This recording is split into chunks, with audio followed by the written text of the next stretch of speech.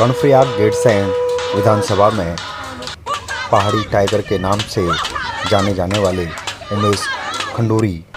दिल्ली में उत्तराखंड भू कानून संघर्ष समिति के साथ जुड़े और भू कानून की मांग को जमकर उठाया और वो आवाज है जो मुझे लगाई दूर दहाड़ बीच पहाड़ में गैरसैंण के पास भू कानून लेके रहेगा, मुझे वहां से आपके देखिए क्या कहानी में। एक ऐड पर आपका जो ये आवाज थी आंदोलन की, मुझे वहां से खींच के लाई और सही मायने में आज मैं आपकी इस आवाज में उस आवाज का एक छोटा सा हिस्सा बनने के लिए आपके बीच आया। और मुझे इतनी खुशी हो रही है जो हम यहाँ बैठे हैं, ये हमारी लड़ाई किसी व्यक्ति विशेष की नहीं है, ये लड़ाई हमारी किसी के विरुद्ध भी नहीं है, ये लड़ाई हमारी किसी एक संगठन समुदाय के प्रति भी नहीं है, ये लड़ाई हमारी अपने आप से है, अपने उस पहाड़ की बिकती हुई जमीनों से है। ये लड़ाई हर पहाड़ी के दिल से निकली हुई आवाज है जो आज ये देखता है कि उसकी माँ यानी उसकी जमीन रोज पहाड़ों की जमीन 5 से 7% ये आंकड़ा सरकार का है, रोज बिक रही है और बाहर वाले उस पे कब्जा कर रहे हैं। मैं ये बात क्यों कह रहा हूं? मैं इसलिए कह रहा हूं क्योंकि मैं रोज उन जमीनों को वहां बिकते हुए देखता हूं और रोज उसकी लड़ाई लड़ता हूं। लोग ये भी कहते हैं कि हम बातें बहुत करते हैं लेकिन काम नहीं करते हैं, ये सरासर झूठ है। दिल्ली में बैठा हुआ मेरा पहाड़ी भी रोज उतनी ही लड़ाई करता है जितना पहाड़ में बैठा हुआ वहां का पहाड़ी करता है। क्यों? क्योंकि ये जो आवाज है आपकी, जब आवाज दिल्ली से जाती है तो पूरा पहाड़ हिलता है,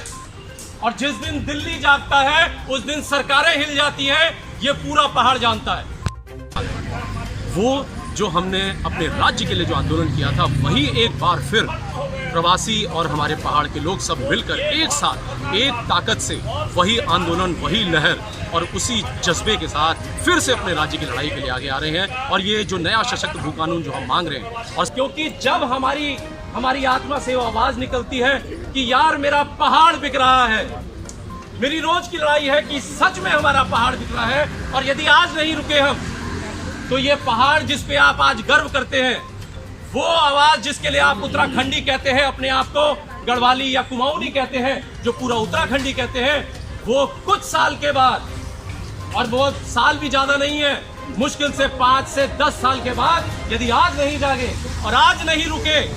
तो वो कहलाने के लिए भी नहीं बचेंगे हम लोग। हमारे सर की ये टोपियां भी उतर जाएंगी और हमारी बोली भाषा तो जाएगी ही जाएगी, जो बहुत कम होने वाली है, लेकिन साथ में हम उस जमीन पे पांव रखने के लिए भी पहले उनसे परमिशन, इजाजत लेंगे, उसके बाद हमारे पहाड़ों में हमें घुसने दिया जाएगा।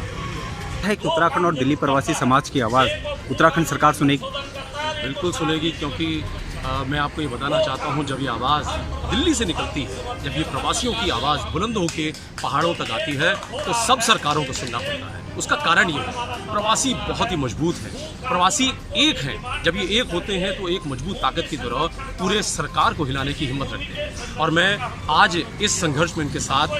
पहाड़ से आया हूँ, यही सोच के कि जिस दिन ये सब प्रवासी और पहाड़ के लोग एक हो गए, यकीन मानिए ऐसी कोई ताकत नहीं है जो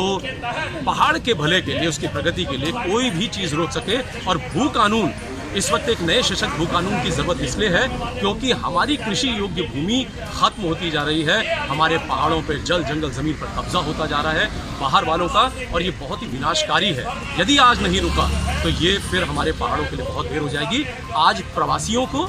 और पहाड़ों को एक साथ मिलकर इस लड़ाई को लड़ें। ये भू कानून नहीं आता है नया सशक्त भू कानून, जिसमें हमारी जमीनें हमारी होंगी, इस पे अधिकार भी हमारा होगा, और सरकार वो कानून लेके आए। पूरे पहाड़ के लोग जो बाहर रहते हैं, जो पहाड़ों में रहते हैं, अब आप लोगों को एक होना पड़ेगा। अपने सारे मतभेद भुलाकर एक हो जाइए, क्योंकि बात अब पहाड़ों की आती है, आपके उन पुरखों की आती है, उन पूर्वज धरोहर की आती है जिस पे आप नाज करते हैं बाहर रहकर भी। तो अब आपको एक होना